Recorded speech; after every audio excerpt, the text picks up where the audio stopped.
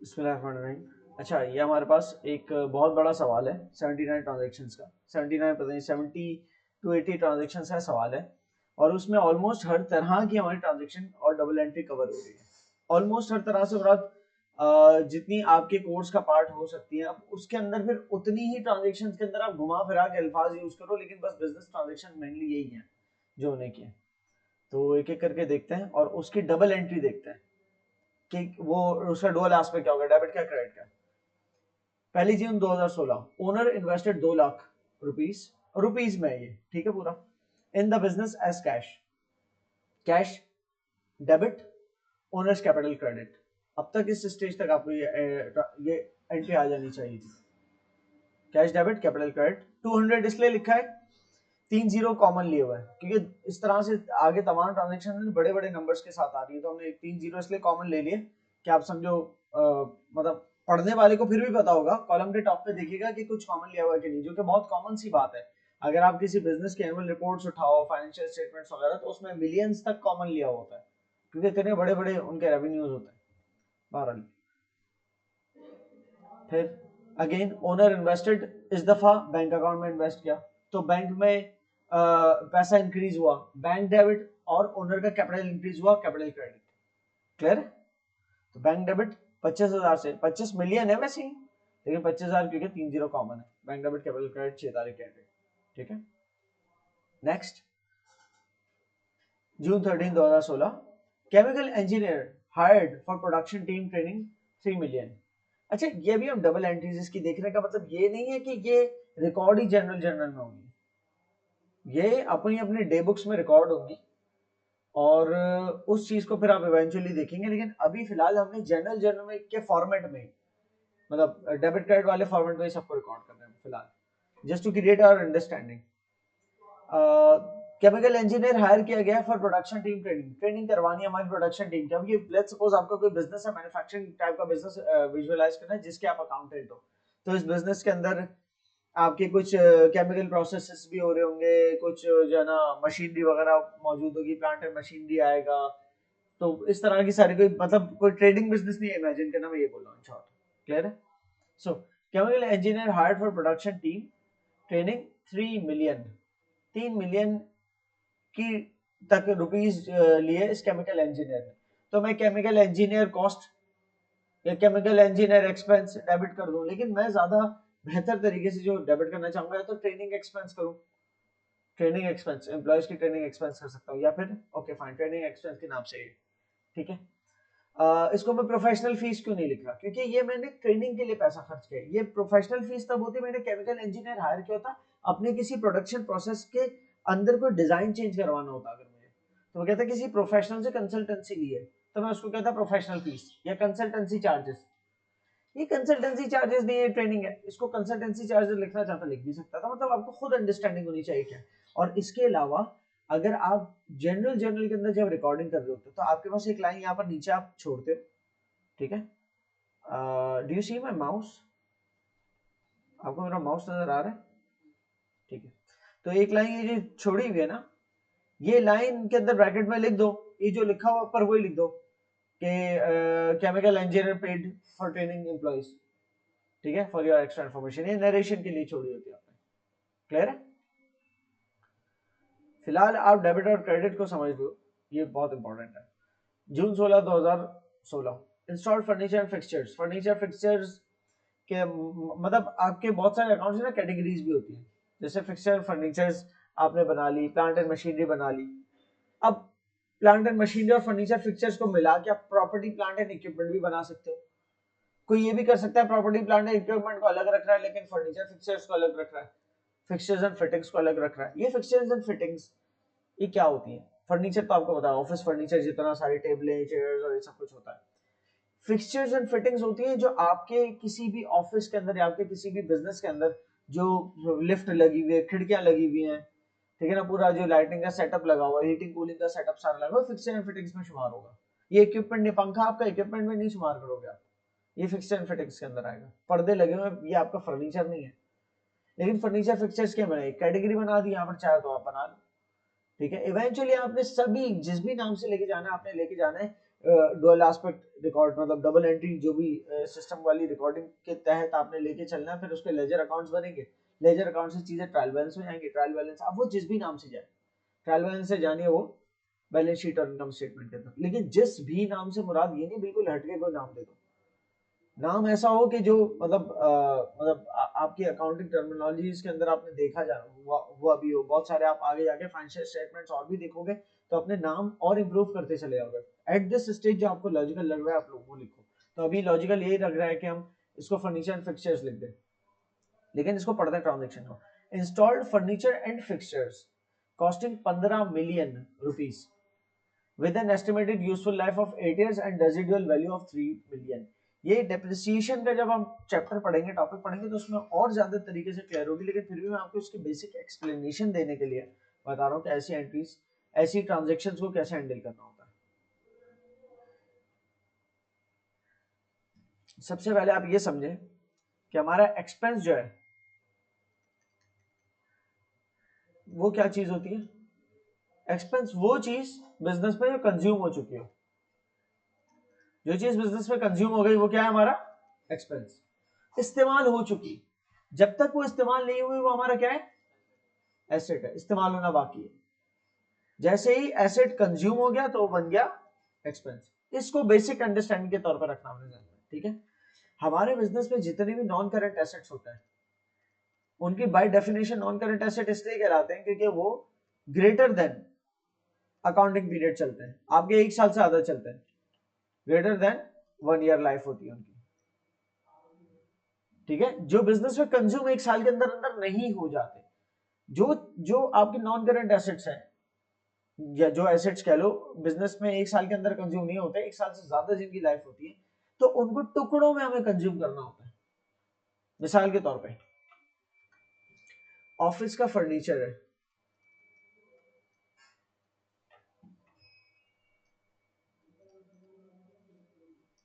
अब office furniture अगर आपने लिया डॉलर्स में बता रहा हूं $10,000 का, अब $10,000 का ऑफिस फर्नीचर तो आपने लिया, लेकिन आप इसको पूरे का पूरा एक्सपेंस नहीं कह सकते क्योंकि पूरे का पूरा एक अकाउंटिंग पीरियड में खत्म नहीं हो रहा है। इसकी यूजफुल लाइफ निकालेंगे कितनी, पता चलता है कि इसकी एस्टिमेटेड यूजफुल लाइफ है 5 years, 5 years estimated useful life. तो आपने अगर इसको $10,000 को पहले साल पूरे का पूरा एक्सपेंस कर दिया ना, तो प्रॉब्लम क्या होगा। आप लोग ऑलरेडी पहले इनकम स्टेटमेंट देख चुके हो, तो इनकम स्टेटमेंट में सेल्स में से जो भी सेल्स है, अपनी लेट्स सपोज आपकी सेल्स है $50,000, उसमें से कॉस्ट ऑफ गुड सोल्ड का जो भी हमारे पास फिगर आ रहा है, लेट्स सपोज वो आ रहा है $30,000, $20,000 कर देता हूँ चलो, तो ग्रॉस प्रॉफिट बचा है $30,000, ठीक है ना। उसमें से other expenses minus, other operating expenses minus हो रहे हैं, ऑपरेटिंग, अब वो ऑपरेटिंग एक्सपेंसेस लाइन आइटम बहुत सारे होते हैं जिनका टोटल मिलके लेट्स सपोज आपका जितना भी टोटल है वो सारे एक्सपेंसेस को मिला दिया तो कुछ बन रहा था $25,000, कितना। फिर आपने सोचा कि यार हाँ हमने नॉन करंट एसेट भी तो खरीदा, कितना का खरीदा, अब आपने ये पूरे का पूरा वैसे एक्सपेंस होना नहीं था, मैंने एक्सपेंस लिखा, आपने नॉन करंट एसेट खरीदा $10,000 का, आपने अगर पूरे का पूरा डाल दिया एक्सपेंस के तौर पे तो क्या होगा बताइए।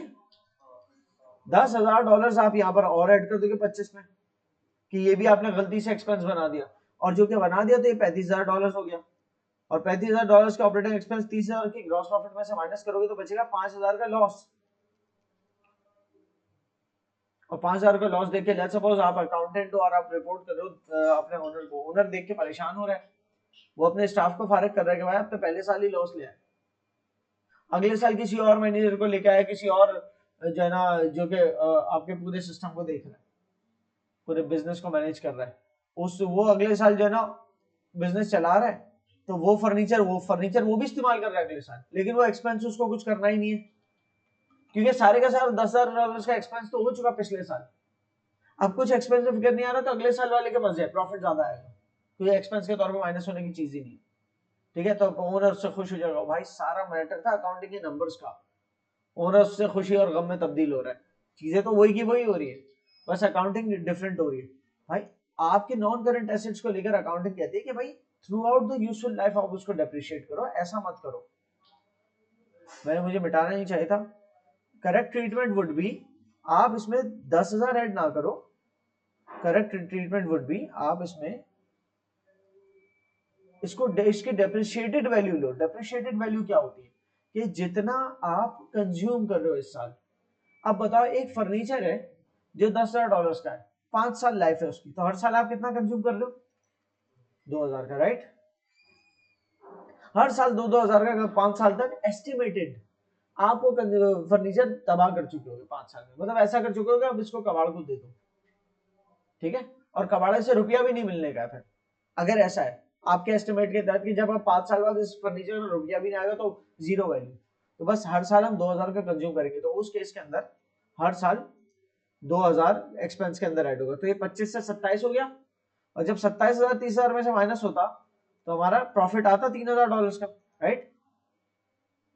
सारी चीजें वहीं की वहीं है, बस अकाउंटिंग ट्रीटमेंट डिफरेंट से प्रॉफिट आ गया। लेकिन ये लॉजिकल ट्रीटमेंट है कि किसी भी नॉन करंट एसेट को through out the useful life आपने उसको डेप्रिशिएट करना है, और ये डेप्रिसिएशन के टॉपिक में आप बहुत डिटेल में पढ़ लोगे, ठीक है? अच्छा जी, तो ये आपको बेसिक इसका बता दिया। और इसी में एक और टर्म आ रही है रेजिडुअल वैल्यू भी। यहाँ तो अभी हमने ये अज्यूम किया है कि 10,000 की चीज 5 साल में पूरी 2,000 करके खत्म हो जाएगी, हर साल 2,000। ऐसा भी तो हो सकता है 5 साल बाद कोई उसकी लाइफ बचे, 5 साल बाद कोई उसकी वैल्यू बचे। हमारे काम का तो नहीं रहेगा, लेकिन फिर भी कबाड़ दाम कुछ स्क्रैप वैल्यू तो मिलेगी। स्क्रैप वैल्यू बोलो, सैल्वेज वैल्यू बोलो, या रेजिडुअल वैल्यू बोलो, एक ही बात है, मतलब कबाड़ दाम। तो आपने एस्टिमेट किया कि यार 5 साल बाद ये कम से कम भी $2,500 का तो बिकेगा, सही है? तो $2,500 माइनस कर दो, क्या ये तो 5 साल बाद मिल जाने ना आपको पैसे, तो बचे कितने? $7,500। उसको डिवाइड करो 5 साल से, तो हर साल 1,500 का आप डेप्रिशिएट कर लो। पहले साल 1,500 से डेप्रिशिएट हुआ एसेट, दूसरे साल, तीसरे साल, चौथे साल और पांचवें साल, तो मिलके $7,500 का 5 साल में डेप्रिशिएट हो गया। अब आपने खरीदा था उसको $10,000 का, और आप इतना इसको कंज्यूम कर चुके हो, तो आपके बुक्स के तहत $2,500 अभी भी उसकी वर्थ बाकी है उस फर्नीचर की। और आप जब मार्केट में उसको बेचने जाओगे 5 साल बाद, क्योंकि आपने 5 साल पहले एस्टिमेट किया था, एग्जैक्ट प्राइस तो नहीं होगी ना, एस्टिमेट था, लेकिन कुछ ना कुछ 2,500 के आसपास तो मिल ही आएगा। हो सकता है ज्यादा मिले, हो सकता है कम मिले। जो ज्यादा और कम हुआ तो वो उस साल आप उसको अगर ज्यादा मिल गया, हमारा एस्टिमेट था 2,500 की चीज बची अभी हमारे पास 5 साल बाद, लेकिन 5वें साल के आखिर में आपने उसको बेच दिया, अगर वो 2,500 की जगह 3,000 दे गया, तो आपको ये जो 500 एक्स्ट्रा मिले, ये गेन है मेरा, कि मेरे तहत मेरी बुक्स के अंदर, मेरे अकाउंटिंग की बुक्स के अंदर 2,500 का एक एसेट बचा था, क्योंकि 5 साल 1500 करके मैंने इसको इस्तेमाल कर लिया। तो वो जो 2,500 का बचा था वो 3,000 का गया, 500 गेन है आपका, इसे कहते हैं गेन ऑन डिस्पोजल। ये सब डेप्रिसिएशन मॉडल। और अगर ये भी नहीं मिला, 2,500 भी नहीं मिला, बल्कि सिर्फ 1,500 में बिका, तो आपका हो गया 1,000 का उल्टा लॉस हो गया, ठीक है? तो वो सारी चीजें आप फिर है ना उस पॉइंट पे देखोगे बहरहाल। लेकिन ये वाली बात बताना क्यों जरूरी थी अभी, ताकि आप उस ट्रांजेक्शन को समझ सको जो आपने अभी देखी। वो आपकी ट्रांजेक्शन थी ये वाली, installed furniture and fixtures costing 15 million. 15 million का फिक्सचर एंड फर्नीचर लगाया, जिसकी यूजफुल लाइफ एस्टिमेटेड कितनी है? 8 साल। और उसकी रेजिडुअल वैल्यू कितनी है? मतलब 8 साल बाद भी इसके हमारे अंदाजे के मुताबिक 8 साल इस्तेमाल करने के बाद भी 3 मिलियन तक की वैल्यू का बचेगा, कि इसको बेचेंगे तो 3 मिलियन हमें मिलेंगे, ठीक है? ये इंफॉर्मेशन आपके लिए जितनी अभी दी हुई है ना, ये सारी डेप्रिसिएशन की इंफॉर्मेशन। और डेप्रिसिएशन आप निकाल दो ईयर एंड के ऊपर। कब निकालते हो? Year and. तो अभी इस ट्रांजेक्शन को रिकॉर्ड करने के लिए आपके लिए काम की यहां से यहां तक की इंफॉर्मेशन है बस। जब ईयर एंड पे पहुंचेंगे तो ये इंफॉर्मेशन काम आएगी, ठीक है? So installed furniture and fixtures costing 15 million. आके वहीं खड़े हो गए, इतने से जुमले की मैं एंट्री बना दी। क्या है? Furniture and fixtures debit 15 million से, ठीक है? 15,000 ऊपर 3 जीरो भी है। और बैंक क्रेडिट पे कर दिया, हाँ पे कर दिया, हमारे पास कोई रीजन नहीं है बोलने के लिए कि नहीं पे किया। अच्छा, कैश भी क्रेडिट कर सकते थे, बैंक क्यों क्रेडिट करो? भाई बैंक क्रेडिट करो, कैश क्रेडिट करो, एक ही बात है। लेकिन ज्यादा बेहतर यह है कि आप बैंक क्रेडिट करो, बैंक डेबिट करो। जब बाकायदा लिखा हो ना कि कैश से पेमेंट किया, तब कैश के कॉलम में काम करना, ठीक है? तब कैश का अकाउंट यूज करना। लेकिन जब कुछ नहीं लिखा तो बैंक, क्योंकि कैश आपका नेगेटिव नहीं हो सकता, बैंक की अच्छी बात है, बैंक नेगेटिव भी हो सकता है। बैंक में जितना बैलेंस है वो जीरो हो जाए ना, तो उसके बाद आप मजीद भी निकलवा सकते हो। बैंक के साथ अगर आपकी डील अच्छी है, बैंक आपको अलाउ करता है कि भाई आप, जैसे हम for example mobile prepaid use करते हैं तो उसमें एक लोन लेते हैं ना, इसलिए बैंक से भी आप लोन ले सकते हो। जीरो पे आने के बाद आपका बैलेंस माइनस में भी जा सकता है। क्लियर हो रही है? लेकिन कैश में नहीं हो सकता। कैश में अगर $5000 है तो खत्म होकर जीरो हो सकता है। जीरो के बाद मजीद थोड़ी खर्च कर सकता हूँ मैं, ठीक है, लेकिन बैंक में हो सकता है। इसलिए मैं एहतियातन कहता हूँ बैंक को इस्तेमाल करो डेबिट और क्रेडिट पे। फिर जून, अच्छा ये एक मिनट के लिए सोचो, हमारा ये सवाल जो स्टार्ट हुआ था वो कौन सी डेट से हुआ था? 1 जून, पहली तारीख, छठा महीना 2016 से स्टार्ट हुआ है अकाउंटिंग पीरियड, याद रखना। और एक साल के लिए चल रहा है अगर, तो ये कहां तक चलेगा? एक महीना पीछे करो, क्योंकि अगर 1 जून से शुरू हुआ है ना, तो अगली जून तक तो 1 साल और 1 दिन हो जाएगा। हमें 1 साल 1 दिन नहीं चाहिए, 1 दिन कम करो। 1 जून से शुरू है, 1 जून 2016 से शुरू है, तो 1 साल बाद आपका 1 जून 2017 नहीं होगा, बल्कि 1 जून 2017 से 1 दिन पिछला क्या है, 31 मई 2017। ये आपका अकाउंटिंग पीरियड है, ठीक है, इस चीज का ध्यान रखना। So 28 June 2016, purchase metal finishing equipment costing ₹5000 from Eltron PLC. अब यहां पर हमें कोई पूछे कि ये कैश पे है, ये हमारे क्या कहते हैं, कैश से दी है, पहली बात तो कैश लिखा हुआ नहीं है, ठीक है। अच्छा, तो बैंक से पे किया है, बैंक भी नहीं, मतलब कुछ आपको ना लिखा हो तो बाय डिफॉल्ट उसूल ये है कि कुछ भी ना लिखा हो तो आप कह सकते हो कैश बैंक से दिया है, कैश या बैंक से दिया है, जिसमें मैंने कहा कि आप बैंक को यूज करना, सही ना। लेकिन कुछ भी ना लिखा हो कि पेमेंट हुई है या नहीं हुई है, नहीं लिखा तो आप समझो पेमेंट हो गई।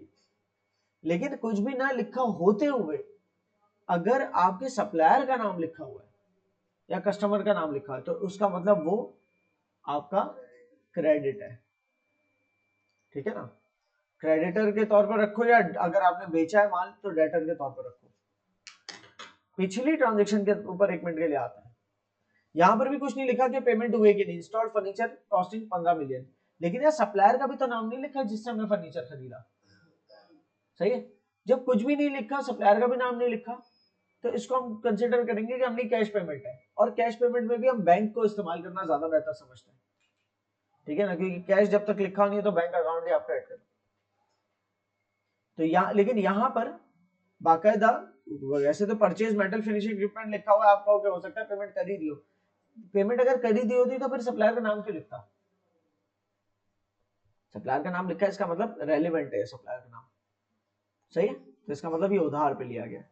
तो आपका फिनिशिंग या मेटल फिनिशिंग इक्विपमेंट डेबिट कोई तो ये कर देगा, मैं कह रहा हूं सिर्फ आप इक्विपमेंट डेबिट करो, ठीक है। या आपने कैटेगरी बना दिया प्रॉपर्टी प्लांट एंड इक्विपमेंट, तो वो डेबिट करो फिलहाल, लेकिन मैं इक्विपमेंट डेबिट कर रहा हूँ, ठीक है। Equipment debit Eltron PLC credit. आपको खुद ही लॉजिक लगानी है, एल्ट्रॉन पीएलसी क्या हो सकता है, हमारा क्रेडिट पे लिखा हुआ है ना, ये हमारा क्रेडिटर होगा, ये पेबल होगा, और इसके बदले हमारे पास इक्विपमेंट आया है। और अगर फिर भी आपको मतलब क्वेश्चन है कि पता नहीं हमारा ये क्या है, एल्ट्रॉन पीएलसी क्रेडिटर है डेटर है, क्योंकि सिर्फ नाम लिखा हुआ है ना, तो भाई यूजुअली जो क्रेडिट पे आता है ना हमारा क्रेडिटर होता है, जो डेबिट पे आता है वो डेटर होता है। और ये कंफ्यूजन आपकी इस स्टेज पे हो सकती है कि एल्ट्रॉन पीएलसी के नाम से लिखा हुआ अगर क्रेडिट साइड पे तो पता नहीं क्रेडिटर है या डेटर है। अगर कंफ्यूजन है तो भाई ये इसलिए अभी हो रही है क्योंकि आप जनरल वाले फॉर्मेट पे रिकॉर्ड कर रहे हो। जब आगे पहुंचोगे ना अकाउंट, जब प्रॉपर इसकी रिकॉर्डिंग सीखोगे कि ट्रांजैक्शन एक्चुअली सारी जनरल में इस तरह से रिकॉर्ड नहीं होती, बल्कि अपनी अपनी डे बुक्स में जाती है, वहां जाके आपको एग्जैक्ट पता चल जाएगा कि क्या लिखा, क्या क्या लिखते हैं। फॉर एग्जांपल एक मिसाल देता हूँ, एल्ट्रॉन पीएलसी क्या आगे पीएल लिखूंगा, ओपीएल नहीं, सॉरी ये तो जनरल लेजर का आइटम है। बहरहाल आप जब अगले स्टेजेस पे आएंगे ना डे बुक्स के अंदर, तो उसकी बाकायदा आपको जिनसे उधार लेना है उनकी उनकी अकाउंटिंग अलग किताबों में होती है, और जिनको उधार पे बैक करना है, जिनसे आपने उधार पे माल खरीदा था, जो आपके सप्लायर है, उनकी अलग किताबों में अकाउंटिंग होती है। तो ये कंफ्यूजन ही नहीं होती कि हमारे अल्ट्रॉन कस्टमर है सप्लायर, वो जो जो हमारे कस्टमर्स की बुक में है तो वो तो यकीनन कस्टमर ही है, और जो सप्लायर्स की बुक में यकीनन सप्लायर है। तो ये हम देखेंगे, ये पहले हम खाली डुअल एस्पेक्ट अभी सीख रहे हैं। जुलाई 4 2016 received disbursement of bank loan. Disbursement of bank loan का मतलब बैंक से हमें पैसा रिसीव हुआ। बैंक जब भी लोन देता है ना वो डिसबर्स कहलाती है। डिसबर्समेंट कि बैंक ने लोन आपका अप्रूव किया तो और आपके अकाउंट में पैसा डाल दिया, तो इसका मतलब बैंक ने आपके अकाउंट में पैसा डिसबर्स किया, ठीक है, दे दिया मतलब आपको। तो receive disbursement of bank loan, आपके बिजनेस ने एक बैंक लोन के लिए अप्लाई किया था, 2 मिलियन रुपीस की लोन थी, 20 लाख रुपए की, ठीक है, 10% इंटरेस्ट रेट के साथ। 10% इंटरेस्ट रेट का मतलब सालाना इस पर 10% इंटरेस्ट रेट लगेगा। ये इन्फॉर्मेशन अभी काम की नहीं है क्योंकि अभी सिर्फ लोन आई है, अभी साल हुआ नहीं है कि हम इस पर इंटरेस्ट दें। आगे जाके शायद ये इन्फॉर्मेशन काम आए, जैसे डेप्रिसिएशन वाली इन्फॉर्मेशन थी ना, वो ईयर एंड पे काम आएगी कि सैलवेज वैल्यू वो रेजिडुअल वैल्यू 3 मिलियन है, 15 मिलियन का खरीदा था वगैरह वगैरह, 8 साल यूजफुल लाइफ, वो डेप्रिसिएशन वो भी ईयर एंड पे काम आएगी, और ये इन्फॉर्मेशन भी ईयर एंड पे काम आएगी कि बैंक लोन है और उसमें 10% इंटरेस्ट रेट है। क्लियर है? लेकिन फिलहाल बैंक लोन कितने की आई, 2 मिलियन की बैंक लोन है, इस पर 10% इंटरेस्ट रेट लगेगा, वो 2 लाख होगा, 200,000, लेकिन 200,000 का भी काम नहीं है। तो 2 मिलियन से बैंक में पैसा आया है, क्योंकि बैंक जब भी लोन दे रहा है तो बैंक में पैसा देगा। बैंक डेबिट 2 मिलियन से, और बैंक लोन क्रेडिट, क्योंकि bank loan is a liability, तो आपकी एंट्री बननी है बैंक डेबिट और bank loan credit. Bank loan क्या है, ये आपका एक पेएबल है, लायबिलिटी, और लायबिलिटी की जगह क्या होती है, क्रेडिट साइड। लायबिलिटी की जगह क्या होती है, क्रेडिट साइड पे आती है। Clear? Bank debit bank loan credit. July 7 2016 hire developers for the designing of a company website 5 lakh. अब वेबसाइट के नाम से डेबिट करो, सॉफ्टवेयर के नाम से डेबिट करो, ये आपके ऊपर है, ठीक है ना। 500,000 रुपीज आपने दिए हैं डेवलपर्स को। अब आप इसके अंदर सोच रहे हो कि मैं क्या करूं, मैं इसको प्रोफेशनल फीस के नाम से डेबिट करूं। अब गौर करना, और पे तो कर दिया बैंक क्रेडिट 500 से। एक तो ये तरीका है, क्यों, क्योंकि प्रोफेशनल्स को फीस दी है मैंने। कौन से प्रोफेशनल को, जो वेबसाइट बनाते हैं। अच्छा, वेबसाइट जो बनी है क्या वो आपका एक्सपेंस हो गया, मतलब कोई भी आप सॉफ्टवेयर बना रहे हो, वेबसाइट बना रहे हो, क्या आप वो 1 साल से ज्यादा चलाओगे? हाँ, निकालेगी, 4-5 साल तो निकाल लेगी हमारी वेबसाइट। हाँ, तो बेटा फिर ये आपका प्रोफेशनल फीस आपने लिख दिया ना, तो आप इसको उसमें डाल दोगे एक्सपेंस में। एक चीज जो 4-5 साल चलनी है तो आप उसको प्रोफेशनल फीस के नाम से नहीं लिखो, प्रोफेशनल चार्जेस के नाम से नहीं लिखो, बल्कि आप उसको क्या लिखोगे, सॉफ्टवेयर के नाम से लिख दो, वेबसाइट के नाम से लिख दो, ताकि आप इसको एसेट के तौर, नॉन करेंट एसेट के तौर पे तो ट्रीट करो। ये आपका हो गया एक नॉन करेंट एसेट। भले आप इस एसेट को पकड़ नहीं सकते, देख मतलब स्क्रीन के अंदर होता है ना सॉफ्टवेयर, तो जो चलता है, तो ये एक इंटेंजिबल एसेट कहलाया। ऐसी चीज जो हम छू ना सकते, वो इंटेंजिबल होता है। जैसे गाड़ी चलाने के लाइसेंस है, अब लाइसेंस का जो पेपर होता है वो कोई लाइसेंस, मतलब लाइसेंस तो एक हक है ना, पेपर तो बस एक एविडेंस है कि मेरे पास लाइसेंस है, असल तो वो हक है गाड़ी चलाने का, उस हक को मैं छू नहीं सकता, इंटेंजिबल है वो, सही ना। लेकिन मेरा एहसास है कि भाई मैं 5 साल तक गाड़ी चला सकता हूँ। इसी तरह बिजनेस के पास अगर एक असासा मौजूद है जो कि इंटेंजिबल है, जैसे सॉफ्टवेयर जिसको आप छू नहीं सकते, आप माउस को छू सकते हो, तो माउस आपका क्या है, वो आपका प्रॉपर्टी प्लांट एंड इक्विपमेंट का हिस्सा हो, कंप्यूटर का हिस्सा बनता है। कंप्यूटर आपका एक ऐसा एसेट है जिसको छू सकते हो, लेकिन सॉफ्टवेयर एक ऐसा एसेट है जिसको छू नहीं सकते, लेकिन फिर भी एसेट तो है ना। तो इसकी भी ट्रीटमेंट मैं आगे बताऊंगा। खैर, इसको सॉफ्टवेयर से डेबिट कर दिया और बैंक क्रेडिट कर दिया। वेबसाइट से डेबिट, वेबसाइट क्या, सॉफ्टवेयर डेबिट करो, बैंक क्रेडिट करो। क्लियर? क्योंकि इसकी यूजफुल लाइफ होगी कोई ना कोई एस्टिमेटेड, वो देखेंगे हम आगे। परचेज कंप्यूटर्स एंड इक्विपमेंट किसमें डालेंगे, इक्विपमेंट में। इक्विपमेंट डेबिट, हमने इक्विपमेंट की कैटेगरी बनाई हुई ना, पीछे भी हमने एक इक्विपमेंट खरीदा था, मेटल प्रोसेसिंग इक्विपमेंट था गालिबन, हाँ। तो इक्विपमेंट डेबिट 1200 से। और अब सवाल ये, कैश या बैंक में से कुछ क्रेडिट करना है, या ये अकाउंट्स पेबल है। अकाउंट्स पेबल तो है नहीं, किसी का नाम नहीं लिखा हुआ, और ना ये लिखा हुआ है कि उधार पे खरीदा है, इसका मतलब ये कैश पेमेंट है। अब कैश पेमेंट के अंदर ऑन कैश नहीं लिखा ना, बाकायदा तो बैंक क्रेडिट करो, equipment debit bank credit. Clear है? आगे आ जाओ। Commission received on arranging contracts 15 million, वो 15 मिलियन सॉरी 1.5 मिलियन हुआ है, 1 मिलियन एंड 500,000 है ना, 1.5 मिलियन। तो कमीशन रिसीव किया है। आपके बिजनेस का सिर्फ ये काम नहीं है कि आप कोई मतलब कोई केमिकल सेटअप है आपका जो केमिकल्स बना के सेल करते हो, बल्कि आप इंजीनियरिंग, आप वो सर्विसेज भी देते हो, कंसल्टेंसीज भी देते हो कि किसी और को कोई जो है ना काम है तो वो कंसल्टेंसी दे दी, या फिर आप कमीशन भी, एक काम है जो आप खुद नहीं करके दे पा रहे, आपने किसी पार्टी का ऑर्डर पकड़ा, किसी और से करवा दिया, उन दोनों को मिला दिया, उनके दरमियान आपने कमीशन रखा कि कैसा बड़ा काम है, मैं नहीं उठा सकता, कोई भारी भरकम काम, तो मैंने किसी एक अपने कस्टमर पार्टी को किसी और दूसरे से बैठा दिया और उसके ऊपर मैंने कमीशन ले लिया। तो ये कमीशन मेरी दूसरी सोर्स ऑफ इनकम है। एक तो ना मैं माल बेच के कमाता हूँ, वो तो मेरी है ही सोर्स ऑफ इनकम, ये भी एक सोर्स ऑफ इनकम है, ये कमीशन रिसीव्ड लिखा हुआ है, ठीक है। तो ये क्योंकि कमीशन रिसीव कर लिया तो इसका मतलब बैंक में पैसा आ गया, बैंक डेबिट है, और इसके बदले क्रेडिट क्या है, कमीशन इनकम, क्योंकि ये आपकी आमदनी है, commission income credit.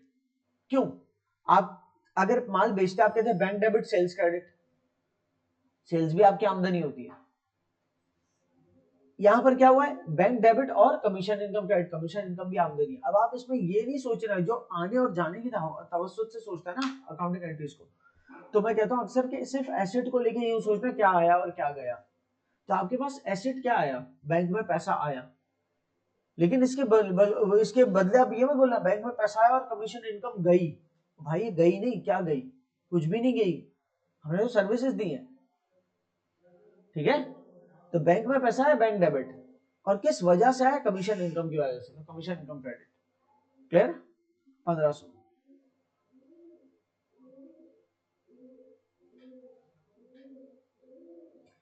July 21 2016 received government grant for industrialisation of undeveloped regions. आपने किसी अनडेवलप्ड रीजन के अंदर जहां पर इतनी आबादी नहीं थी, तो वहां पर आपने अपनी एक फैक्ट्री का यूनिट अगर खोला है तो गवर्नमेंट आपसे खुश हुई, गवर्नमेंट ने आपको गवर्नमेंट ग्रांट दी कि आप अगर वहां फैक्ट्री का यूनिट खोलोगे तो 80 लाख हमारी गवर्नमेंट की तरफ से भी आपको ग्रांट मिल रही है, ठीक है। ये गवर्नमेंट ग्रांट भी एक तरह से आपके पास इनकम ही है, सही है, एक आपके पास इनकम ही आई ना, ये ओनर का पैसा तो है नहीं, सही ना, कैपिटल नहीं है ये लाइबिलिटी भी नहीं है, क्योंकि पे बैक नहीं करनी, कहीं नहीं लिखा हुआ कि पे बैक करनी है, तो फिर ये क्या हुई, आमदनी हुई हमारी, ठीक है। तो आप इसको फिलहाल वो गवर्नमेंट ग्रांट इनकम क्रेडिट करके बैंक डेबिट कर सकते हो, bank debit government grant, income लिख देता तो और क्लियर हो जाता, ठीक है। लेकिन चलो नहीं भी लिखा हो, नेचर आपको पता होना चाहिए, तो 8,000 लिखा हुआ है, 30 कॉमन है, वो आपको पता है 8 मिलियन से। August 5 sold merchandise to Exxon PLC। अब यहां पर कहीं पर लिखा हुआ है कि पैसा मिल गया, नहीं ना, मर्चेंडाइज बेचा एक्सॉन पीएलसी को 15 मिलियन का, इसका मतलब क्या है ये, और बैंक में पैसा आया है, नहीं आया, Exxon PLC debit, Exxon PLC debit, Exxcon नहीं है, एक्सॉन है, ठीक है ना, एक्सॉन पीएलसी डेबिट और सेल्स क्रेडिट 15 मिलियन से, क्लियर।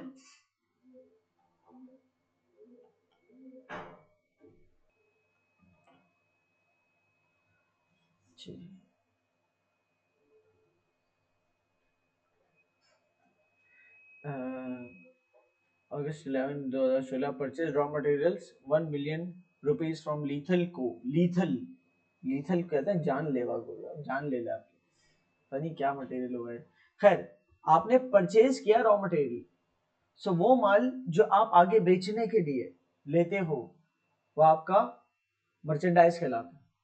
ऑफिस फर्नीचर इक्विपमेंट वगैरह मर्चेंडाइज नहीं है, वो अपने नामों से इसीलिए डेबिट होता है, इक्विपमेंट डेबिट अपने नाम से होता है, ऑफिस फर्नीचर अपने नाम से डेबिट होता है, लेकिन जो भी आप मर्चेंडाइज खरीदते हो उसको परचेजेस के नाम से डेबिट करना, क्लियर है। अब तक ये बात मोर देन क्लियर हो जानी चाहिए। आपको गुड्स के नाम से बोल सकता है कुछ, मर्चेंडाइज के नाम से बोल सकता है, और इन्वेंट्री के नाम से आ सकता है कुछ, या स्टॉक के नाम से आ सकता है, या कमोडिटीज के नाम से आ सकता है, इस सब का मतलब क्या है, मर्चेंडाइज। इनफैक्ट सप्लाईज के नाम से भी आ सकता है, सप्लायर से माल जो लेते हो, सब क्या है ये मर्चेंडाइज, ठीक है ना। और मर्चेंडाइज का मतलब क्या है, आगे बेचने वाला माल, तो उसको जब भी इनमें से कुछ भी खरीदो तो परचेज के नाम से डेबिट करोगे, ठीक है।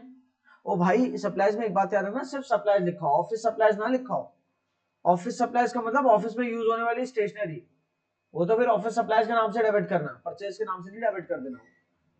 ऑफिस सप्लाईज नहीं है, सिर्फ supplies. Supplies, stock, commodities, merchandise, inventories, goods, ये सब कुछ आपके परचेज के नाम से डेबिट होते हैं। तो यहाँ भी आपके पास रॉ मटेरियल खरीदा आपने, अच्छा रॉ मटेरियल भी एक नाम है जो नहीं लिखा था मैंने, रॉ मटेरियल के नाम से भी आ सकता है, तो वो खरीदा है इसलिए परचेज डेबिट और कैश क्रेडिट। ऑन कैश लिखा हुआ है, अब इसको जबरदस्ती बैंक में मत डाल देना, तो ऑन कैश लिखा हुआ है इसमें।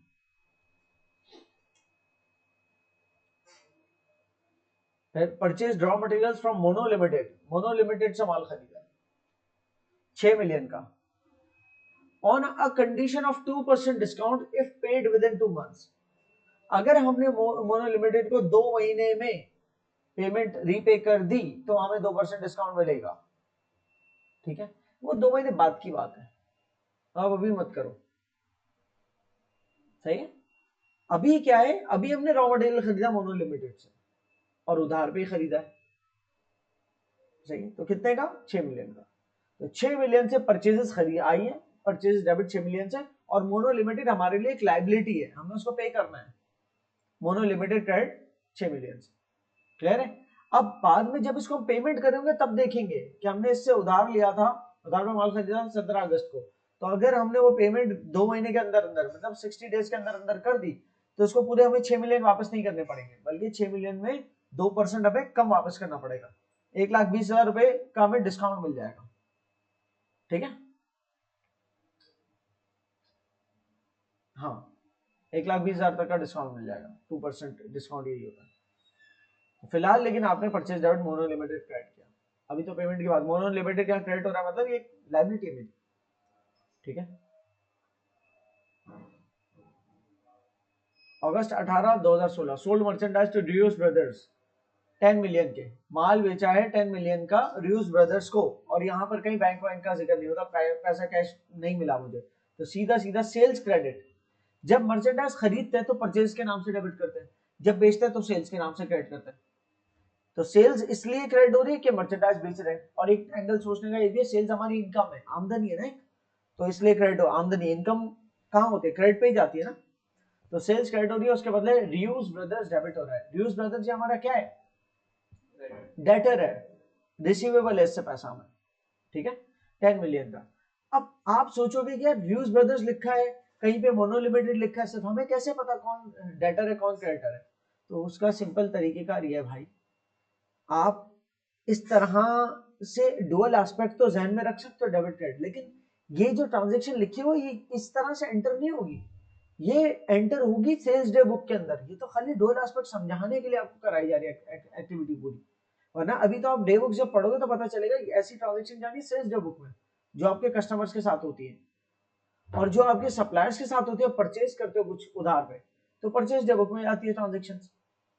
तो वो जब रिकॉर्डिंग हो रही है सेल्स डे बुक में और परचेज डे बुक में, दो अलग अलग बुक्स हैं, उसमें किसी का नाम लिखा तो आपको ऑब्वियस होगा जो सेल्स डे बुक में लिखा हुआ यकीनन कस्टमर का नाम है, उसके साथ हमें ब्रैकेट में लिखना जरूरी नहीं है कि हमारा डेटर है, क्लियर है, क्योंकि कस्टमर का नाम है, वो बुक ही कस्टमर्स की है खाली। इसी तरीके से परचेज डे बुक हमारी सप्लायर्स की बुक होती है कि उधार पे जिन सप्लायर्स हमने माल खरीदा, तो वहां पर जो भी मोनो लिमिटेड वहां पर लिखा होगा, तो आप ये नहीं सोचोगे वहां पर कि मोनो लिमिटेड हमारा कस्टमर या सप्लायर, भाई लाजमी सप्लायर वो, क्योंकि परचेज डे बुक में नाम लिखा होगा, लेकिन वो आप डे बुक्स अभी आगे पढ़ोगे। फिलहाल आप ये डुअल एस्पेक्ट समझो कि हर ट्रांजैक्शन का डेबिट और क्रेडिट क्या होता है। Reuse brothers return the defected goods 6 lakh में। अब रियूज ब्रदर्स को जब हमने माल बेचा तो हमने किया, पिछली अगर हम देखें तो सेल्स क्रेडिट और रियूज ब्रदर्स डेबिट, ठीक है ना, जब हमने इसको माल बेचा था तो दिस वाज द एंट्री, और अब के इनसे माल हमें रिटर्न आ रहा है 6 लाख का। सो व्हाट्स हैपनिंग, जब इनको बेचा था तो ये था, जब इनसे हमें बेचा हुआ माल में से कुछ माल रिटर्न आया तो हमारी एंट्री ये बनेगी, ठीक है। इस तरह से क्यों बन रही है एंट्री, ये इसको देख लेते हैं। जब माल बेचा तो सेल्स क्रेडिट हुई और रूइस ब्रदर्स डेबिट हुआ, रूइस ब्रदर्स का हमारे पास एक खाता क्रिएट हो गया 10,000 10 मिलियन का, ठीक है। ये हमारे लिए एक तरह से डेटर का स्टेट है ना। अब 10,000 आपके रिसीवेबल है उससे, उसने जब 6 लाख का माल वापस किया तो रिसीवेबल कम करने के लिए आप क्रेडिट पे बिकोगे ना, तो इसीलिए ड्यूज ब्रदर्स को आपने क्या किया, क्रेडिट कर दिया। यहाँ देख रहे हो, क्रेडिट कर दिया 600 से, तो 10,000 डेबिट माइनस 600 क्रेडिट, ठीक है। तो फिर क्या इसके अंदर बचेगा 9,400। लुइस ब्रदर्स का जो एक तरह से हमारा नेट इफेक्ट बचा 9,400, उसका अभी आपने यहाँ माइनस नहीं करना है, ये टी अकाउंट में जाके खुद ही माइनस होंगे, या तो आपको खाली अंडरस्टैंडिंग दे रहा हूँ इस चीज की। और सेल्स रिटर्न डेबिट, क्योंकि जब जब बेचा था उसको तो सेल्स क्रेडिट की थी, अब बेचा हुआ माल वापस आया तो उसको हम क्या लिख कहेंगे, सेल्स रिटर्न डेबिट, या फिर रिटर्न इनवर्ड्स। माल बेचा हुआ वापस आता है, इनवर्ड्स कहलाता है, return inwards debit. Clear? Return inward debit कह दो या सेल्स रिटर्न डेबिट कह दो। तो सेल्स हमारी वैसे क्रेडिट होती है और बेचते वक्त, और जब बेचा हुआ माल वापस आता है तो सेल्स रिटर्न डेबिट होती है। परचेजेस हमारी डेबिट होती है और खरीदा हुआ माल डेबिट होता है, परचेज डेबिट होती है, लेकिन खरीदा हुआ माल वापस करके परचेज रिटर्न कहलाता है, वो क्रेडिट होता है, ठीक है ना। तो हमारी जो भी हमारा इन्वेंट्री को लेकर ये याद रखना, परचेजेस खरीद रहे हैं, इन्वेंट्री अगर तो परचेजेस डेबिट होगी, इन्वेंट्री बेच रहे तो सेल्स हमारी, सेल्स का अकाउंट खुलता है, वो हमारा क्रेडिट होता है। बेचा हुआ माल वापस आ रहा है, सेल्स रिटर्न, या इसको रिटर्न इनवर्ड भी कहते हैं। ये हमारा क्या, ये डेबिट है, डीआर लिख रहा हूं, डेबिट, ठीक है। और खरीदा हुआ माल वापस करे, परचेज रिटर्न, परचेजेस रिटर्न्स, ये हमारा क्रेडिट, ठीक है। तो परचेज रिटर्न और सेल्स दोनों की सेम साइड है क्रेडिट, और सेल्स रिटर्न और परचेज की सेम साइड है डेबिट। सो रियूज ब्रदर्स का अकाउंट क्रेडिट किया 600 से और सेल्स रिटर्न डेबिट किया। Purchase boilers for production plant, अब ये बॉयलर्स खरीदे, ये इन्वेंट्री नहीं है, कोई स्टॉक नहीं है, ये आपके बिजनेस के लिए कोई नॉन करंट एसेट खरीदा जा रहा है, कोई बॉयलर्स खरीद रहा है, आपके केमिकल्स की मैन्युफैक्चरिंग का कोई बिजनेस है शायद। तो purchase boilers for production plant from falcon limited, falcon limited से हमने प्रोडक्शन प्लांट आपका इतना बड़ा जो है उसके अंदर कोई बॉयलर्स लगाने थे, वो खरीदे फैल्कन लिमिटेड से, और यहाँ पर वाजे है कि उधार पे खरीदे, पहले तो कैश लिखा हुआ नहीं है कहीं कि कैश पे खरीदा है, और फिर फैल्कन लिमिटेड का नाम भी लिखा हुआ है, तो इसका मतलब उधार पे खरीदा है। और इसके अलावा एक और हमारे पास वजह है इसको उधार समझने की, वो नीचे ये लिखी हुई मैं दिखा देता हूँ।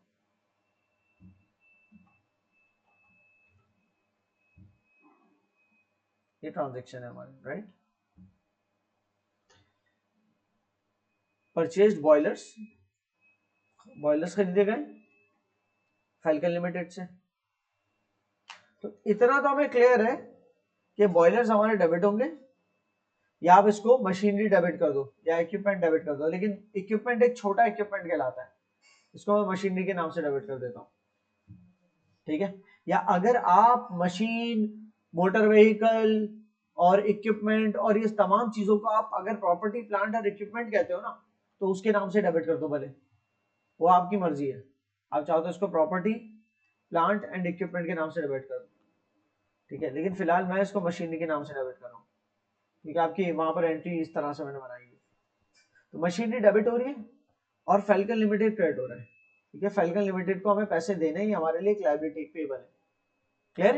कितना? 8 मिलियन। यहां पर बात आती है कि ये क्या है, ये है मेरे डिस्काउंट की टर्म्स। अगर पीछे अगर 2 स्टेप्स पीछे जाएं तो हमने किसी एक और बिजनेस था कि जिसके साथ हमें ट्रांजेक्शन मिली थी, ठीक है। अगर मैं थोड़ा सा पीछे चला जाऊं तो ये on a condition of 2% discount, तो यहाँ तो वाजे तौर पर लिखा है ना 2% डिस्काउंट मिलेगा अगर 2 महीने के अंदर मोनो लिमिटेड को पैसे दे दिए। तो कभी कभी डिस्काउंट्स के ट्रांजेक्शन जैसे वाजे तौर पर लिखी होती है, या कभी कभी दिखाता हूँ आगे, कभी कभी आपके पास इस तरह से लिखे होते हैं ऑन द टर्म्स 5/40 एंड 9/60। ये टर्म्स क्या है, इनको समझना जरूरी है। ऑल्दो इसका भी हमें काम नहीं है क्योंकि जब पेमेंट कर रहे होते तब डिस्काउंट की बात आती है, लेकिन ये इसका इसका मतलब क्या है, इसका मतलब यह है अब मैं सब मिटा रहा हूँ, ये तो समझ गया machinery debit falcon limited credit, ठीक है ना। जहां पर मैं लाइन मार रहा हूँ खाली आप उस पर फोकस करना।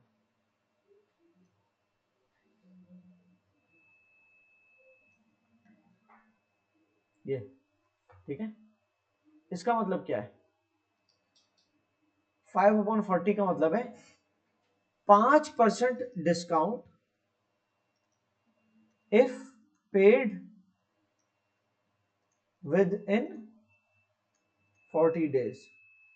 ठीक है, जो ऊपर लिखा हुआ है ना, ये क्या है हमारा डिस्काउंट की परसेंटेज, ठीक है, और जो नीचे लिखी हुई है वो क्या है हमारे नंबर ऑफ डेज। तो 5/40 का मतलब क्या है, 5% डिस्काउंट अगर 40 दिन में पेमेंट कर दे। और n/60 का मतलब है नेट 60, कि n/60 का मतलब 60 दिन में तो पेमेंट करनी ही करनी है, लेकिन कोई डिस्काउंट नहीं मिलेगा। 40 डेज के बाद अगर पेमेंट की ना हमने अपने अपने मतलब 8,000 का जो उधार है हमारा फैल्कन लिमिटेड के साथ, वो अगर 40 दिन के अंदर अंदर पे कर दिया मैंने तो मुझे 5% डिस्काउंट मिल जाएगा। ठीक है, मुझे पूरी पेमेंट नहीं करनी होगी, 8,000 पूरी नहीं करनी होगी। लेकिन अगर मैंने 40 दिन के अंदर नहीं की तो डिस्काउंट कोई नहीं मिलना है मुझे। और साथ में एक एक्स्ट्रा इन्फॉर्मेशन अटैच की हुई है, वो क्या है कि 60 दिन के अंदर तो पे तो करना ही है आपने, 60 दिन के अंदर अंदर पे तो करना ही है। अगर ना करे ये आपका मसला नहीं, इसको छोड़ दो, अभी अकाउंटिंग में रहते हो, आपको इस ये n/60 का खास कोई काम है नहीं। अगर 40 दिन के अंदर नहीं पे की, कुछ दिन बाद पे की, कोई मसला नहीं है, आप पूरी की पूरी अमाउंट पे करोगे।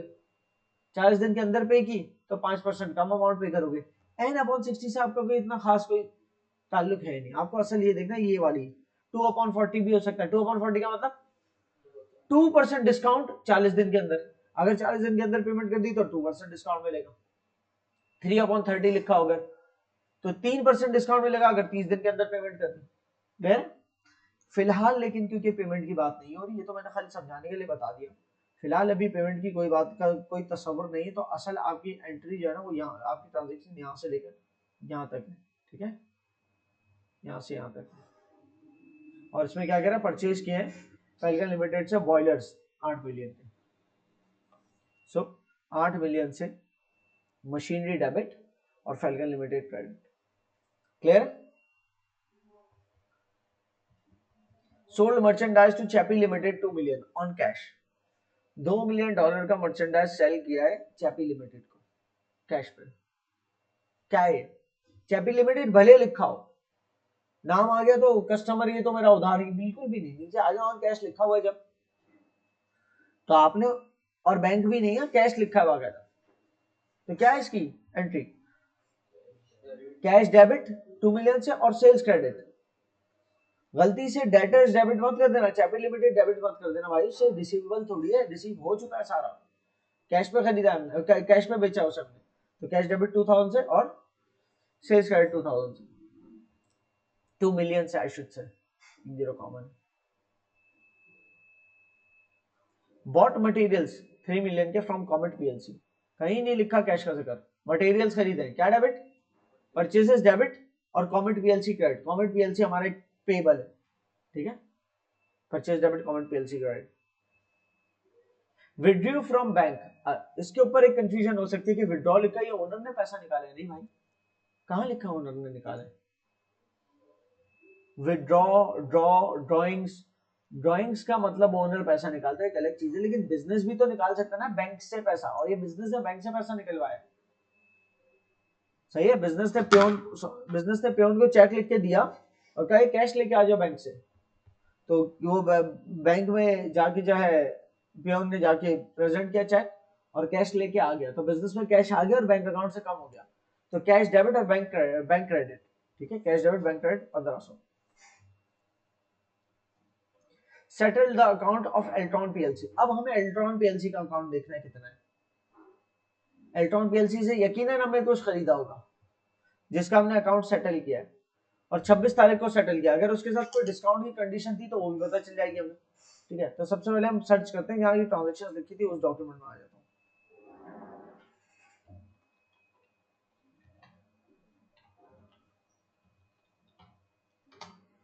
एल्ट्रॉन पीएलसी से 28 जून को हमने माल खरीदा था 5 मिलियन का, ठीक है, 28 जून को माल खरीदा 5 मिलियन का, ट्रांजेक्शन नंबर 5 है ये, ठीक है। तो ये थी equipment debit Eltron PLC credit. अब इसका अकाउंट हम सेटल कर रहे हैं, डिस्काउंट की कोई कंडीशन ही नहीं है, इसलिए हमें कोई टेंशन ही नहीं है, पूरे का पूरा अल्ट्रॉन पीएलसी डेबिट 5000 से, और इसके बदले बैंक क्रेडिट 5000 से, ठीक है। अल्ट्रॉन पीएलसी डेबिट 5000 से, बैंक क्रेडिट 5000 से, क्लियर हो गई।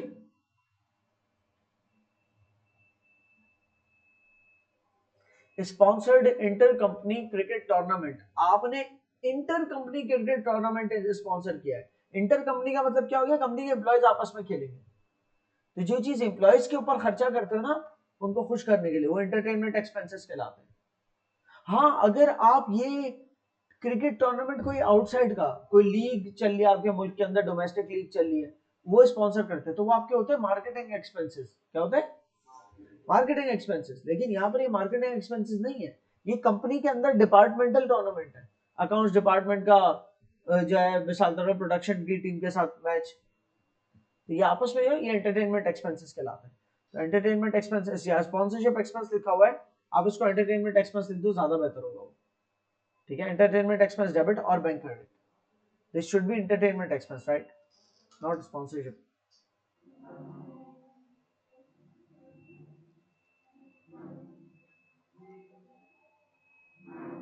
एम्प्लॉयज के एंटरटेनमेंट के एक्सपेंस है, clear. Sold merchandise on cash, वाह बहुत मुश्किल एंट्री है। Cash debit sales credit 10 million. इस पॉइंट पे ये एंट्री क्यों दे रहे हैं, इस पॉइंट पे ऐसी ट्रांजैक्शन है वो रिफ्रेश का बटन दबाने के लिए कि एकदम ही आप थक गए हो बड़ी बड़ी ट्रांजैक्शन से। कैश डेबिट सेल्स क्रेडिट 10,000 से। अक्टूबर 10 2016 purchase raw materials 1500 from iron Bank PLC. Iron bank से रॉ मटेरियल खरीदा, purchase debit iron Bank PLC credit, ठीक है। ये रॉ मटेरियल है, मर्चेंडाइज ही कहलाता है। Account of mono limited settled paying 5880,000। Account of mono limited settled भी लिखा होता ना खाली, अगर ये पेइंग नहीं भी लिखा होता तब भी आप यही बनाते, तब भी आप समझ जाते। समझना, कौन सी तारीख को आप पे कर रहे हो, 11 अक्टूबर को, ठीक है। मोनो लिमिटेड की जरा मैं देखता हूं कि थी कहां पर। मोनो लिमिटेड अगस्त 17 के, ट्रांजेक्शन नंबर 13, ट्रांजेक्शन नंबर 13 पे आता हूं मैं। तो आप देखो परचेज किया था मोनो लिमिटेड से, परचेज डेबिट मोनो लिमिटेड का 6 मिलियन का, 6,000 का, 2% डिस्काउंट कंडीशन के साथ। कब? अगर 60 डेज के अंदर, मतलब 2 महीने के अंदर पेमेंट हो गई। इसको मैं चाहता था 2/60 भी लिख सकता था, इससे भी आप समझ जाते हैं 2% डिस्काउंट 60 दिन के अंदर, ठीक है। तो अब हम देखते हैं 17 अगस्त थी, 11 अक्टूबर, 17 अगस्त से 17 सितंबर 30 दिन हुए, और 17 अक्टूबर 60 दिन हुए, और ये 17 अक्टूबर से पहले पे करना है। तो 60 डेज के अंदर अंदर पे कर दी, 2% डिस्काउंट मिल गया। तो वैसे भी देखें अगर बजाय तो 6,000 का जो 2% होता है वो होता है 120, 6,000 में से 120 माइनस कर दो, कितना बचा? 5880। तो अगर ये नहीं भी लिखा होता ना तब भी मैं बना लेता, ये अमाउंट समझ जाता। अगर ये सब नहीं भी लिखा होता तब भी मैं मोनो रेस कर दूं जरा।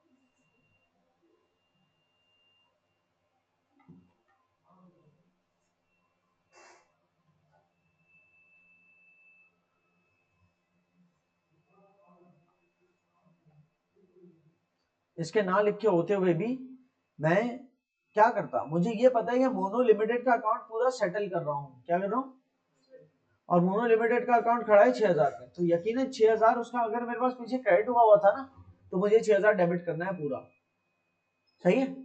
लेकिन मेरे पास से पैसा कितना जा रहा है, पैसा जा रहा है 5880, क्यों, क्योंकि मुझे 2% डिस्काउंट मिला है। तो सबसे पहले बैंक क्रेडिट करो 5880 से, और मोनो लिमिटेड डेबिट करो 5880 से। लेकिन अभी पूरा अकाउंट सेटल नहीं हुआ, अभी मोनो लिमिटेड को 120 से और डेबिट करना बाकी था, तो वो भी डेबिट किया फिर, ठीक है। और उसके बदले क्रेडिट क्या किया, डिस्काउंट रिसीव्ड, सही है। इसको दोबारा समझो, मोनो लिमिटेड डेबिट किया, बैंक क्रेडिट किया, क्यों, आपके पास से पैसा चला गया मोनो लिमिटेड को देने के लिए। उसके बाद मोनो लिमिटेड डेबिट किया 5880 से, और बैंक क्रेडिट किया 5880 से। ये तो इतना तो हमने पैसा दिया मोनो लिमिटेड को, इतना तो उसका अकाउंट का हुआ ही। लेकिन हम तो कह रहे हैं जो 120 बचा वो भी खत्म हो गया, पूरा 6000 ही खत्म हो गया ना, तो 120 से मोनो लिमिटेड का अकाउंट एक और दफा डेबिट किया। और ये 120 के लिए पैसा वैसा कुछ नहीं किया आपके पास से, क्या है ये आपके लिए, ये आपके लिए डिस्काउंट रिसीव्ड है। और डिस्काउंट रिसीव्ड की नेचर क्या होती है, इनकम, लायबिलिटी नहीं होती, इनकम होती है। क्रेडिट पे क्या क्या जाता है, क्रेडिट पे क्या क्या चीजें आती हैं, इनकम, लायबिलिटी और कैपिटल, इन तीनों की साइड होती है क्रेडिट। और एक्सपेंस और एसेट्स की साइड होती है डेबिट, मेन साइड इनकी डेबिट होती है। एसेट और एक्सपेंस डेबिट पे इंक्रीज होते हैं, और लायबिलिटी, कैपिटल और इनकम क्रेडिट साइड पे इंक्रीज होती है। तो ये आपके लिए डिस्काउंट शीट है, इनकम की सूरत है कि आपको एक पैसा देना था 120 जो आपको नहीं देना पड़ा था, आपके लिए एक आमदनी की सूरत बन गई ना ये एक तरह से।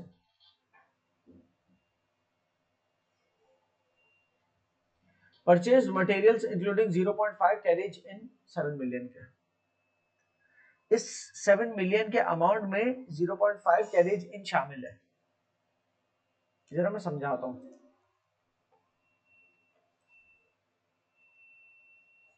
आपने 7 मिलियन का कुछ खरीदा, ठीक है ना, लेकिन जो भी आपने खरीदा उसमें से एक्चुअली पूरे 7 मिलियन का नहीं था, वो 3,50,000 जो थे ना, इसमें 35,000, नॉट 3,50,000, 35,000 रुपीज जो थे ना, वो उसके ट्रांसपोर्टेशन चार्जेस थे, ठीक है। और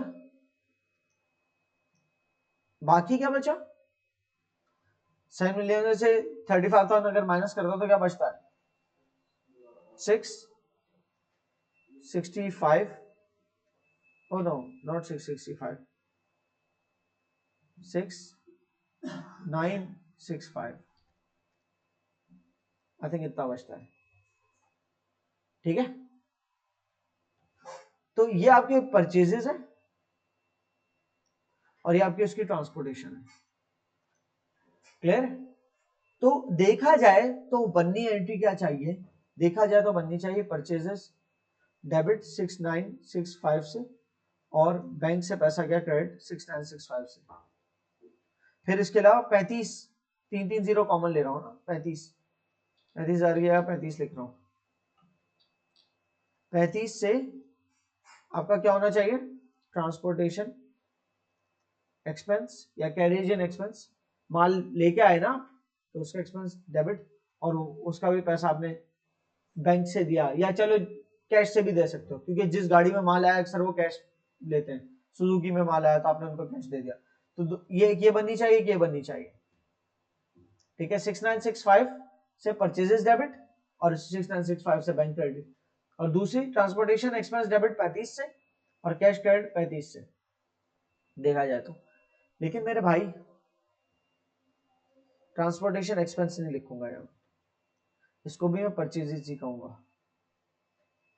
याद रखना, जो माल खरीद रहा हूं ना, जो माल मैं खरीद रहा हूं उस माल का मेरे प्रोडक्शन फैसिलिटी तक आने का जितना भी एक्सपेंस है उस माल में शामिल करूंगा, समझ आ रही बात।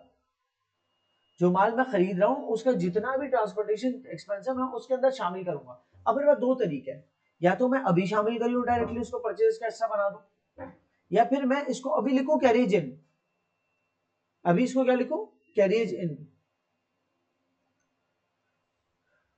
और उसके बाद मैं इसको ट्रायल बैलेंस तक लेके जाऊं कैरिज इन के नाम से, क्योंकि यहाँ से टी अकाउंट्स में आता है, टी अकाउंट्स में ट्रायल बैलेंस में आता है, फिर ट्रायल बैलेंस में जो कैरिज इन लिखा हुआ ना वो इनकम स्टेटमेंट के अंदर परचेजेस जब लिखते हैं इनकम स्टेटमेंट में तो उसमें कैरिज इन ऐड करूं, मैं या तो तब करूं या जाके काम, मैं सजेस्ट करूंगा आप दोनों में से किसी सूरत भी कर सकते हो, आप चाहो तो अभी कर लो, आप चाहो तो परचेज लिख दो यहाँ पर, और आप कहोगे जब ऐसा ही है तो जरूर मैं कैश भी क्रेडिट नहीं कर रहा, मैं बैंक ही क्रेडिट कर रहा हूँ, तो एक्चुअली देखा जाए दो में तोड़ने की जरूरत ही नहीं है, फिर आप इसको डायरेक्टली आप कह सकते हो ना एक ही बना दो, जब पूरा मतलब वही परचेज डेबिट बैंक क्रेडिट हो रहा है तो 7,000 से एक अकेली बना दो, ठीक है।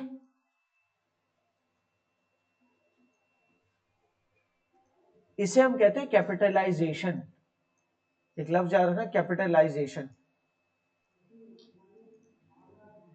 कैपिटलाइजेशन का मतलब ये होता है जो आप माल खरीद रहे हो उसके खरीदने से लेकर आपके पास आपकी यूजेबल कंडीशन तक पहुंचाने में जितना भी खर्चा है वो सब उस माल के खरीद दाम में ऐड कर दो।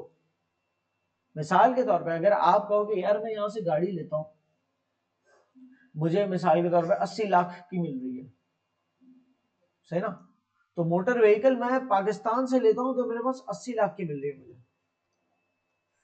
मोटर व्हीकल 8 मिलियन से अगर खरीद ली, 3 जीरो कॉमन लिए हुए, डेबिट और बैंक से पैसा चलाया credit.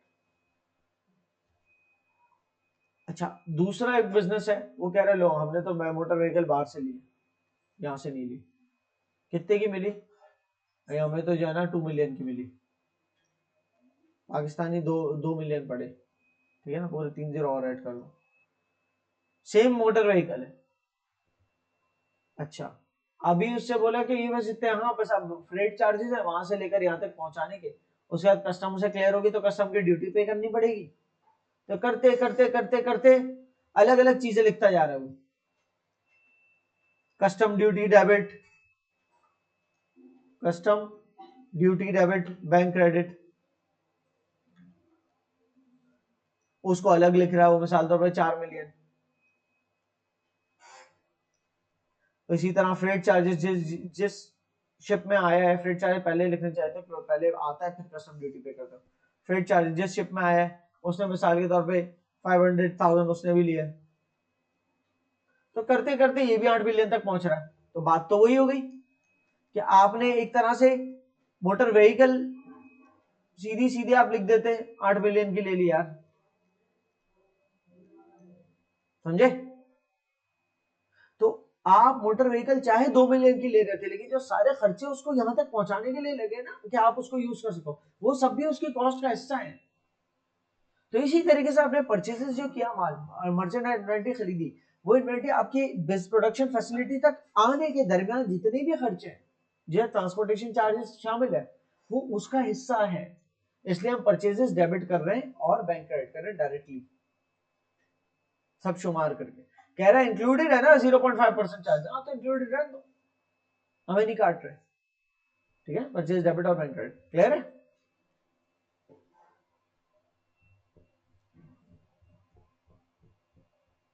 October 24 2016 Falcon limited were given cheque for of their full balance, Falcon limited को उनके पूरे जो उनका बैलेंस था जब मैं उनको पे करना था वो 24 अक्टूबर को उनको उनका सारा पैसा लौटा दिया हमने। अब जरा देखते हैं फैल्कन लिमिटेड का हमारे पास कब कब का खाता है,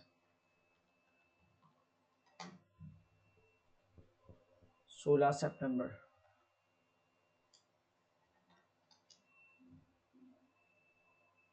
16 सितंबर को हमने मशीनरी खरीदी थी फैल्कन लिमिटेड से, कितने की 8,000, और 60 डेज के अंदर पेमेंट करने में हमें कितना, ओ सॉरी 40 डेज में पेमेंट अगर हम कर दे तो 5% डिस्काउंट अवेलेबल है, क्लियर है।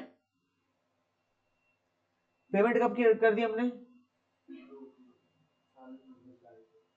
16 सितंबर को खरीदी थी और पेमेंट हमने की है 24 अक्टूबर को, तो 16 सितंबर से 16 अक्टूबर तक 30 दिन होते हैं और 26 अक्टूबर तक 40 दिन होते हैं, 26 से पहले 2 दिन पहले कर दी, 40 दिन के अंदर हो गई, तो 5/40 था ना, कितना परसेंट डिस्काउंट है? 5% डिस्काउंट है। अकाउंट कितना था फेल्कन लिमिटेड का? 8 मिलियन होगा, ठीक है ना। 8 मिलियन का अकाउंट इसका था हमारे सर पे, तो अकाउंट तो इसका 8 मिलियन से पूरा डेबिट होगा, अकाउंट तो इसका 8 मिलियन से पूरा डेबिट करना है, सही है। लेकिन वो 8 मिलियन पूरे दे थोड़ी रहे, 8 मिलियन में से 7600 हम उसको पे कर रहे, बेटा 8000 का 5% कम करो,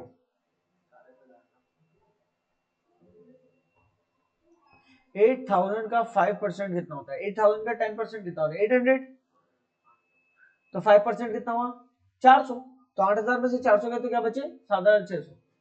7600 की इसको पेमेंट करें और बाकी हम इससे 400 डिस्काउंट रिसीव कर रहे हैं, क्लियर। तो इसका अकाउंट 2 दफा डेबिट होगा, एक दफा 7600 से डेबिट होगा फेल्कन लिमिटेड और बैंक क्रेडिट होगा 7600 से, और दूसरी दफा फेल्कन लिमिटेड डेबिट होगा 400 से और उसके बदले डिस्काउंट रिसीव क्रेडिट होगा 400 से।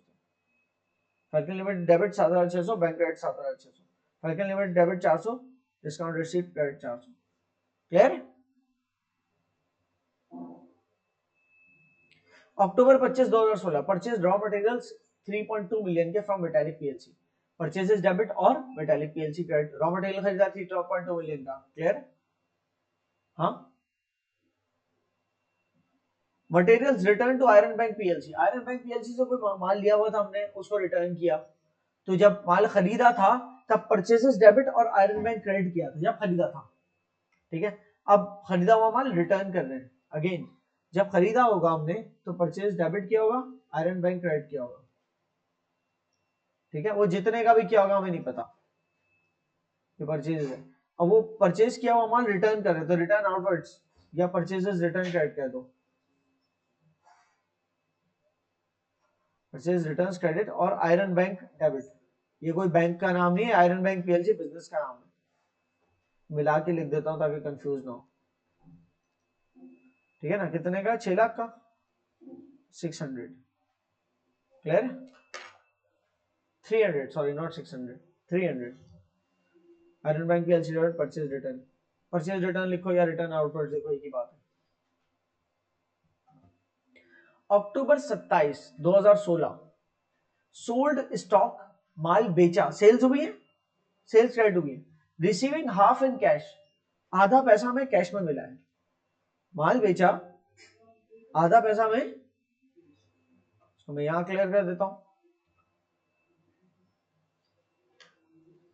आपको पता है कि हुई है सेल्स क्रेडिट, ठीक है। कितने का बेचा है माल? 14 मिलियन का, सेल्स कितनी? 14 मिलियन, पूरा ही लिख देता हूं चलो इस दफा, ठीक है। आधा कैश रिसीव हुआ तो 14 मिलियन में से कैश कितना आया, और बाकी आधा यकीनन रिसीव नहीं हुआ, तो हमारे लिए क्या है वो? एक्सॉन पीएलसी के नाम से डेटर्स है, रिसीवेबल है, ठीक है ना। और बाकी जो डिस्काउंट कंडीशन है उसका ताल्लुक अभी नहीं है, और जब पेमेंट मिल जाएगी तो हम देखेंगे क्या उसने हमें 60 डेज के अंदर पेमेंट कर दी, तो अगर कर दी हमें उसको कितना परसेंट डिस्काउंट देंगे? 2% देंगे, और 60 डेज क्या 27 तारीख से गिनेंगे, क्लियर है। अच्छा जी, और 60 डेज गिनते हुए ये मत सोचना कि छुट्टी वाला दिन गिनना है नहीं गिनना है, सैटरडे गिनना है नहीं गिनना है, इस टेंशन में पढ़ना, इसमें नहीं पढ़ना। 60 डेज का मतलब 60 डेज। अच्छा जी, लेकिन आप, मैं फिर भी सजेस्ट करूंगा इसको तोड़ के बनाओ, ऐसे मिला के मत बनाओ, बेहतर ये है इसको यूं बनाओ,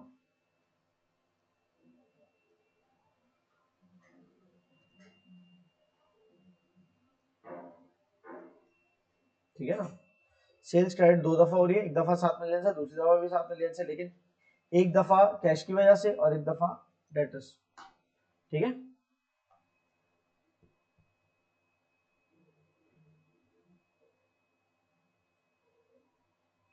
this is not complete, this is an incomplete,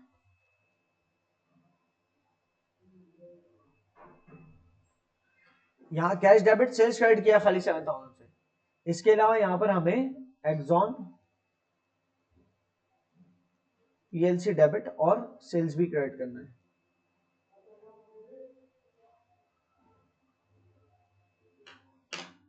सही है, तब जाके कंप्लीट होगी।